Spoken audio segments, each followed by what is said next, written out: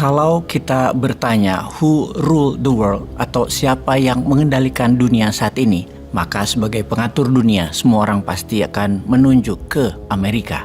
Lalu dalam 10 tahun terakhir Amerika mendapat tantangan baru, yaitu Tiongkok. Di posisi ekonomi nomor 2 dunia negaranya, Tiongkok tidak bisa dikendalikan Amerika secara penuh, termasuk dolar Amerika tidak terlalu mempan dengan Tiongkok. Kita intermezzo sebentar.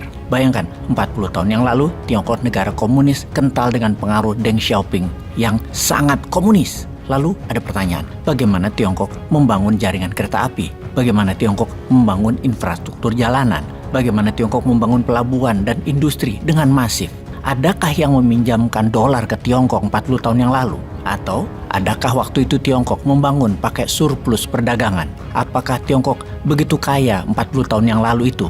GDP 40 tahun yang lalu Tiongkok sekitar tahun 1980-an hanya $200 per kapita. Bandingkan dengan Indonesia di tahun 1980-an adalah $490 per kapita. Alias penduduk Indonesia masih lebih kaya 2,5 kali lipat dari Tiongkok. Karena Tiongkok tidak mau ikut IMF, Tiongkok berani printing money, berani untuk membuat hingga membangun, sehingga sekarang GDP per kapita Tiongkok adalah $14.000 atau 3,5 kali warga Tiongkok itu lebih kaya dari warga Indonesia yang secara per kapita, atau 20 kali asetnya lebih kaya Tiongkok dari Indonesia yang hanya senilai 1,1 triliun, Tiongkok $20 triliun.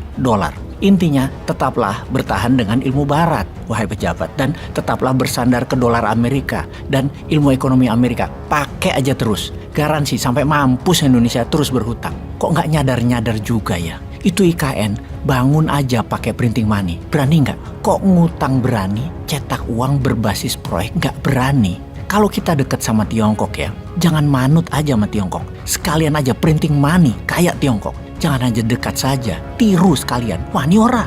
Kembali ke pengendali dunia. Kita petakan. Total GDP negara BRICS bersebelas adalah $31 triliun. Total GDP negara Uni Eropa adalah $24 triliun. Total GDP Amerika adalah $25 triliun. Total GDP 11 negara ASEAN adalah $3,6 triliun. Masih kalah sama India sendirian aja, yaitu membandingkan 11 negara ASEAN tadi dengan GDP India. GDP India itu $3,8 triliun. Total minyak bumi yang dihasilkan oleh BRICS dengan anggota barunya adalah 55% minyak dunia. Jadi apakah BRICS baru jadi kekuatan dunia baru? Akankah punya PBB baru? Akankah punya IMF baru dan World Bank baru? Tidak pakai dolar tapi yuan. Akankah nanti akan begitu? Sekarang kita ke korporasi. Siapakah perusahaan terkaya dan terkuat di dunia? Apakah Apple? Apakah Tesla? Apakah Meta, Facebook? Apakah Amazon? Sebenarnya perusahaan-perusahaan tersebut hanya ukurannya semut bagi dua perusahaan besar ini. Perusahaan besar itu adalah Vanguard dan BlackRock. Vanguard dan BlackRock adalah perusahaan investment fund terbesar dan terkuat di dunia.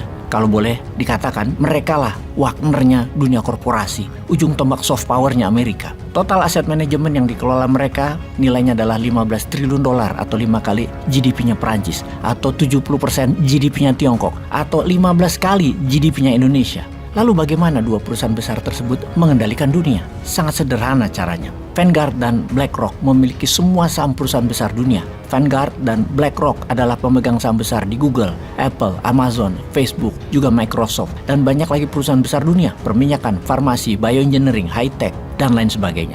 Jadi, setiap kita atau Anda melakukan sesuatu seperti pembelian atau memakai platform melalui berbagai macam perusahaan itu, Vanguard dan BlackRock semakin kaya. Kita nonton Netflix, Vanguard semakin kaya. Kalian menggunakan Instagram, BlackRock semakin kaya. Kalian membeli iPhone, kalian membuat Vanguard semakin kaya. Yang parah lagi, kalau kalian membuat Vanguard semakin kaya, maka BlackRock menjadi semakin kaya juga. Mengapa? Karena keduanya memiliki saham paling besar di masing-masing perusahaan. Di dalam Vanguard ada BlackRock, di dalam BlackRock ada Vanguard. Jadi, strategi pemerintah Amerika adalah menguatkan swasta dengan didukung negara di dalam hal pencaplokan ekonomi. Jauh lebih canggih dari apa pemerintah Tiongkok lakukan. Sekali lagi, Vanguard dan BlackRock adalah Wagner di dunia korporasi, sehingga langkah mereka lebih bisa abu-abu, lebih bisa melakukan penyangkalan resmi yang masuk akal. Namun tujuannya satu, menyatukan semua sistem dalam satu wadah perputaran ekosistem keuangan yang memperbudak dunia Utamanya untuk membuat ekosistem dolar agar dunia tetap bergantung ke Amerika. Itulah mengapa kita di dalam bernegara penting sekali memahami strategi perang negara lain, memahami nation interest negara lain, dan bagaimana mereka memainkan dengan cantik untuk menyedot kekayaan negara lain, memainkan pejabat negara lain tanpa semua sadar. Ya mbok ke depan Indonesia juga punya Wagner, punya Vanguard, punya BlackRock juga gitu loh. Tinggal print doang kok rupiahnya. Buat investment fund, terus beliin Indomie, BCA, Astra, Adaro, IKN, Rempang, gak usah ribut gitu loh. Atau ambil barang Tiongkok seperti Xiaomi, Oppo, Wuling, Wantal, apalah pokoknya ambil. Peace.